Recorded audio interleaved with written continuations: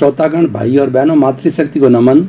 Channel 24+ news के खास, विशेष, मनमोहक, इंसानियत के सूत्र देने वाला, मानवतावादी बनाने वाला, वैश्विक स्तर की बातें बताने वाला, योग दर्शन शिक्षा के संबंधी बात बताने वाला और व्यक्ति में कैसे बदलाव आवे, व्यक्ति में भीतरी रूपांतरण कैसे हो, व्यक्ति के व्यक्तित्व का कैसे विकास हो, व्यक्ति के नकारात्मक भाव तिरोहित होकर के कैसे सकारात्मक बने, उसके लिए क्या सूत्र है, क्या टिप्स है, क्या विधियां है, क्या मेथोडोलॉजी, उसके बारे में बताने वाला पुनरुत्थान कार्यक्रम में आपका हार्दिक स्वागत है, अभिनंदन, सत्कार है। पुनरुत्थान में हम प्रतिदिन नए नए विषयों के साथ प्रवेश होते हैं। हर दिन नया विषय, नई दृष्टि, नई सोच, नई बात और सब अपडेटेड चीज बताई जाती है और इस तरीके से बताई जाती है, उसको मल्टी डायमेंशनल बनाया जाता है, शोधपरक बनाया जाता है, उसके अंदर ऐसी सामग्री डाली जाती है ताकि हर उम्र के व्यक्ति के लिए, हर योग्यता वाले के लिए, हर मेंटल स्टेटस के लिए, हर रुचि वाले के लिए और हर जेंडर के व्यक्ति को वो सुगम्य हो और उसमें से वो ऐसी खुराक निकाल सके जिससे उसके जीवन का रूपांतरण हो सके। तो इसी क्रम के अंदर आज हम एक बहुत ही अति सोच का विषय लेकर के आपके सामने प्रस्तुत हो रहे हैं। आज का हमारा विषय है अति स्नेह पाप की आशंका उत्पन्न करता है। भाई और बहनों, दर्शकगण, श्रोतागण, बहुत ही सुंदर विषय है अति स्नेह।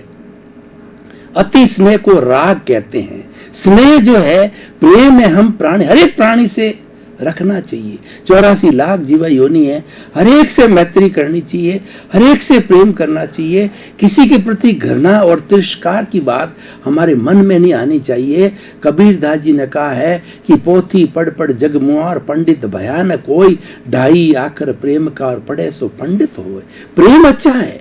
प्रेम एक रसायन है जो कि शत्रु को मित्र बना देता है और व्यक्ति के अंदर मित्रता पैदा करता है, एक अच्छा वातावरण बनाता है और एक जो परिवार को और एक संसार को, एक देश को, एक जो कॉस्मॉस को जो है मित्रमय, आनंदमय, स्वर्गमय, जीने लायक बनाता है। प्रेम का बहुत बड़ा महत्व है।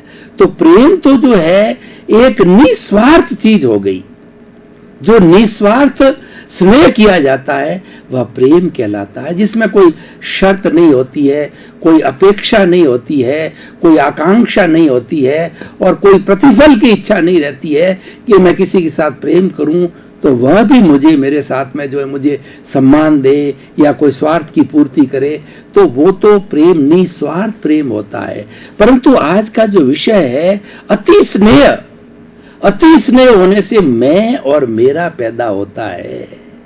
बेटा है, उसके प्रति आपने अति स्नेह किया, वहां राग पैदा हो गया, मेरापन पैदा हो गया और आपने कहा कि मेरी इतनी धन संपत्ति के प्रति आपको बहुत अनुराग है, आपको अति स्नेह है, तो वह राग हो गया। आपको जो है किसी व्यक्ति के प्रति स्नेह है, अति स्नेह है, तो वह राग हो गया। अति स्नेह है, वो राग है। तो आज का विषय ये है कि राग क्या है, जो पाप की आशंका पैदा करता है। हम सारे भारतीय संस्कृति और पाश्चात्य संस्कृति, पूरे विश्व के धर्म दर्शनों का हम अध्ययन करें, 365 तरह के धर्म दर्शन आज विश्व के अंदर है और हम विश्वविद्यालयों के अंदर जो है कंपैरेटिव स्टडी ऑफ और रिलीजन, हिंदुस्तान के अंदर फिलोसॉफी डिपार्टमेंट में 55 तरह की फिलोसॉफी, भारतीय धर्म दर्शन आज भी पढ़ाए जा रहे हैं और उन पर जो है graduation, post graduation, doctorate, post doctorate, comparative study of all religions में आज भी की जा रही है। इतनी बड़ी हमारी प्राच्य संस्कृति है कि 55 तरह के धर्म दर्शन हम जानते हैं, एक साथ एक देश में निवास करते हैं, वो सारी संस्कृतियां एक साथ रहती है। और पूरे विश्व की बात करें तो 365 धर्म दर्शन आज मौजूद हैं और उन सब का सार निकालें कि भाई धर्म दर्शन के अंदर पाप का मूल क्या है, कर्म बंधन का मूल क्या है।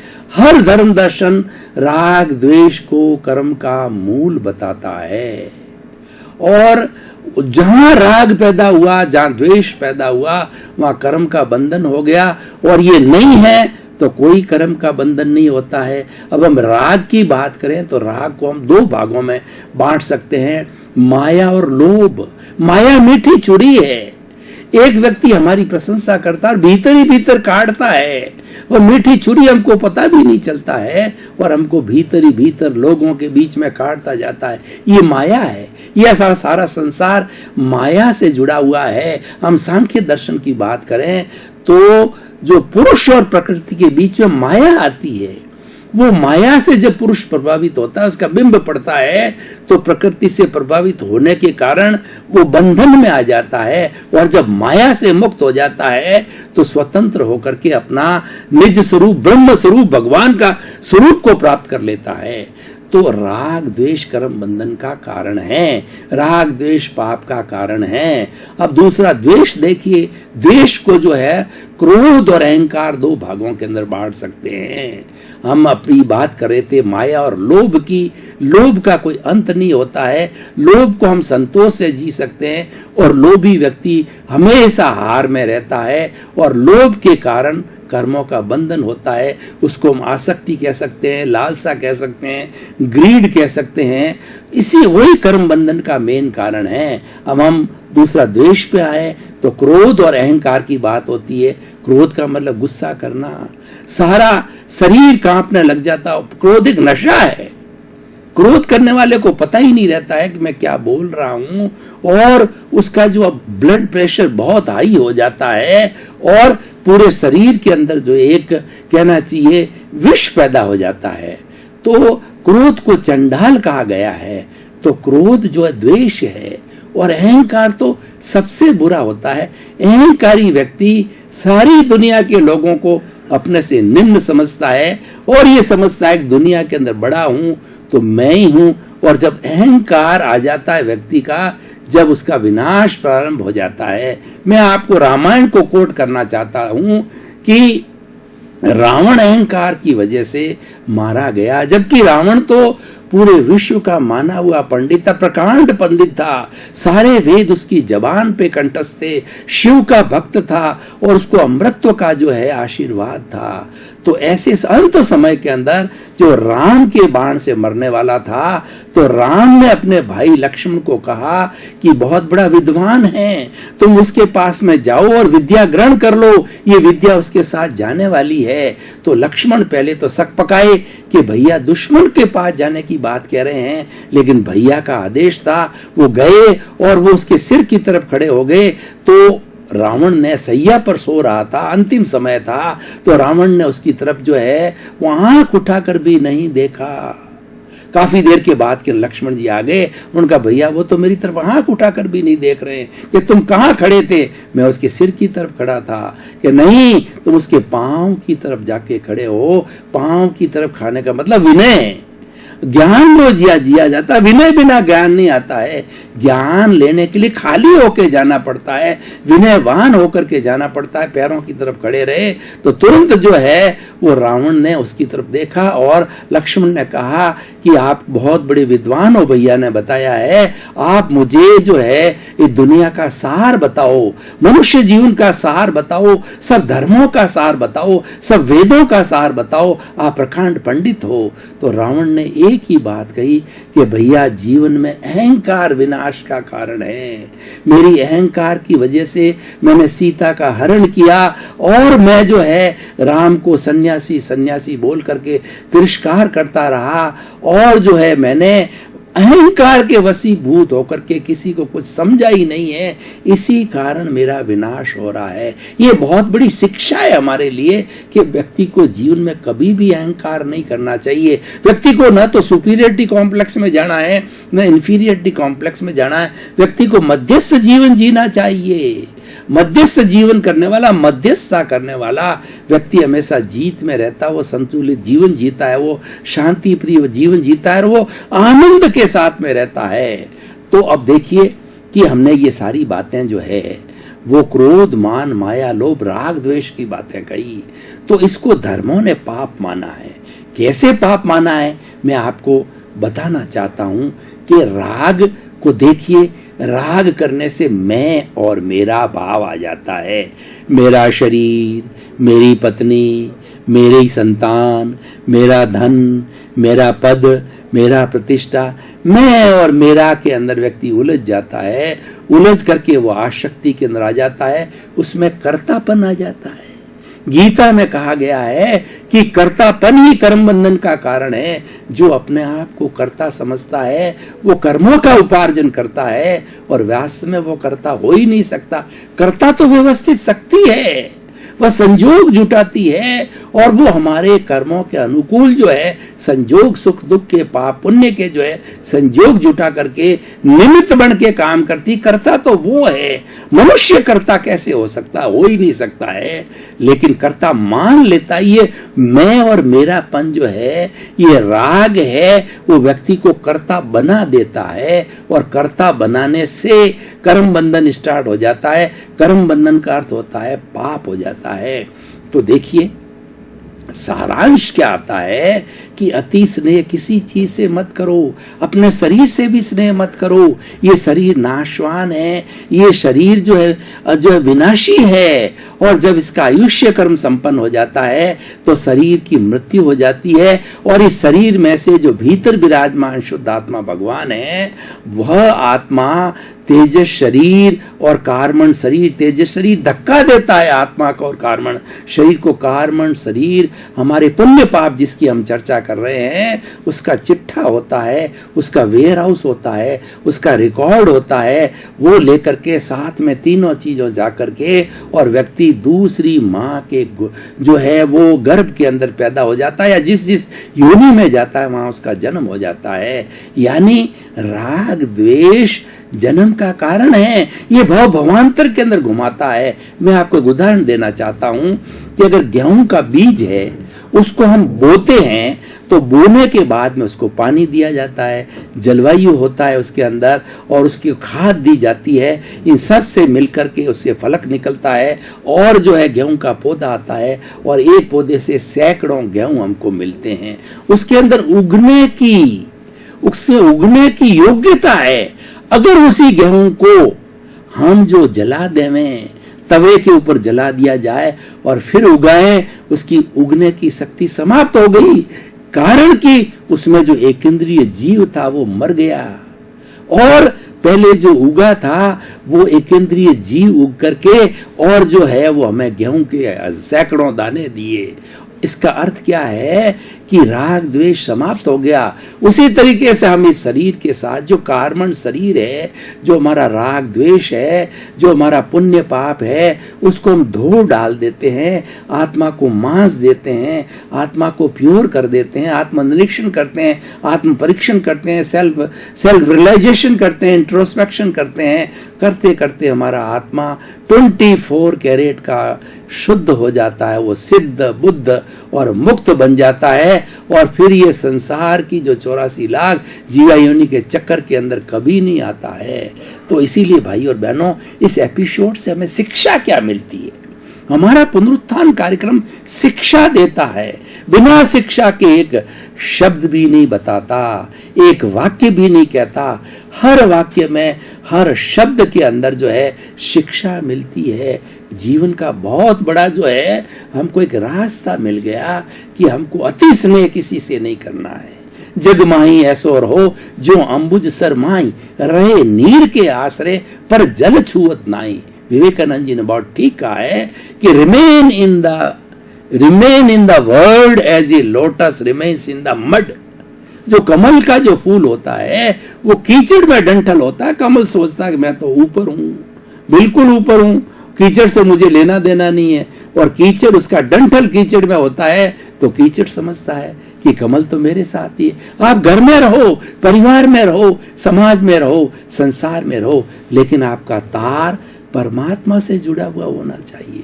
इस आत्मा को परमात्मा बनाना है, तार उससे जुड़ा रहे और आप रहो भीतर, जियो बाहर। आपको भीतर रहना है और अपने स्वरूप का स्मरण करना है। इसलिए जो है तुलसीदास जी ने कहा है, तुलसी इस संसार में भांत भांत के लोग, सबसे हिलमिल चालिए नदी नाव संजोग। इस दुनिया के अंदर हम जो जीते हैं उस समय हमारे साथ में बहुत से लोग आते हैं। आप एक दिन का निष्कर्ष निकालिए, एक दिन में हमारे परिवार के साथ रहने वालों को छोड़ दीजिए और नए लोग हम कितने मिलते हैं।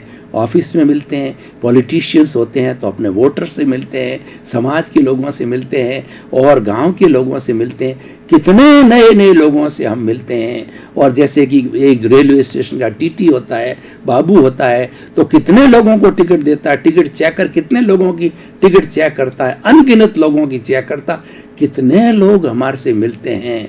तो इसीलिए क्या है कि हमको एक दाई की भांति रहना चाहिए। दाई जो बच्चे का पालन करती है तो ये सोचती है तो मुझे तो इसका मेहनता ना मिलता, मुझे नौकरी मिलती है, ये बेटा मेरा नहीं है, ये बेटा तो मालिक का है। आपकी पुण्य से आपको धन मिला है, आपको दौलत मिली है, आपको मकान मिला है, आपको बंगला मिला है, आपको पत्नी मिली है, आपको संतान मिला है, उसको मैं मेरा मत समझो। ये समझो ये तो पुण्य का खेल है और उस पुण्य के खेल के कारण मुझे मिला है और एक दिन मुझे स्वयं इस संसार को छोड़ के जाना है। किसी के साथ जुड़ो मत, किसी के साथ राग द्वेष मत करो, किसी के साथ अति स्नेह मत करो। अति स्नेह ही जो है हमें बंधन में डालता है, पाप में डालता है। यही आज का हमारा एपिसोड है। तो भाई और बहनों, दर्शकगण, श्रोतागण, कितना एक जीवन का जो है हमें सूत्र मिला कि हम जीवन भर जिए तो हम जो है बिना किसी आसक्ति के जिए, अपने निष्काम कर्म करते रहो, फल की इच्छा मत करो। भगवान कृष्ण ने बहुत ही सुंदर गीता में कहा है कि व्यक्ति को हर क्षण उद्यम करना चाहिए। 24 घंटे व्यक्ति क्या करेगा? Empty mind is a house of devils. अगर व्यक्ति बैठा रहेगा, सोचता रहेगा तो पागल हो जाएगा और सारा दिन करेगा क्या? उसको कर्म करते रहना चाहिए। कर्म भी सत्कर्म होना चाहिए। ऐसा कर्म न करना चाहिए कि किसी को दुख हो, किसी को जो है तकलीफ हो। ऐसा कर्म नहीं करना। कर्म ऐसा करना किसी का परोपकार हो, किसी की भलाई हो, स्वयं को आनंद मिले, स्वयं का जीवन अच्छा मिले, वह सत्कारी कहलाता है। लेकिन लोग जो है आज का सिनेरियो देखो, आज लोग कितने दुष्कृत करते हैं। वो दुर्जन लोग हैं, कितना कितना दुष्कृत करते हैं। एक धन के लिए, दौलत के लिए, जमीन के लिए अपने माँ बाप को मार देते हैं, भाइयों को मार देते हैं और रेप करते हैं और कितनी कितनी मिलावट करते हैं, कितना कितने आतंकवादी बनते हैं और कितने कितने अपराध करते हैं। किसके लिए? एक चंद टुकड़ों के लिए, एक चंद रुपयों के लिए। उसी में वो लोभ रहता है। हम क्यों करें? ये सब हमारे जीवन को बांधने वाला है और ये सब भुगतान हमको करना पड़ेगा। जो भी आपने अच्छा बुरा किया है वो सब आपको ही भुगतना पड़ेगा। कर्म आपके लगते हैं, उसके दोषी आप होंगे। जब हंटर लगेंगे आप कहोगे मैंने मेरी पत्नी के लिए किया, मैंने मेरी संतान के लिए किया। तो कोई भी जो अपने हंटर मारने वाला है वह जो है वो आपकी कोई बात नहीं सुनेगा। हम किसी को नहीं जानते, किया हुआ तुम्हारा ही है। मैं एक सटीक उदाहरण देना चाहता हूँ। हमारे भारतीय ग्रंथों के माध्यम से 1000 गायें खड़ी है। उन गायों में से एक गाय के नया बच्चा पैदा हुआ है। उस नए बच्चे को हमने 500 मीटर दूरी पर छोड़ दिया, भूखा हो गया। तो वह भूखा होने के बाद में बच्चा दौड़ेगा और 1000 गायों के अंदर अपनी मां का ही दूध पिएगा। इससे जो है हमारे आगमकार कहते हैं, हमारे ग्रंथकार कहते हैं, आपका कर्म आपके पीछे आएगा।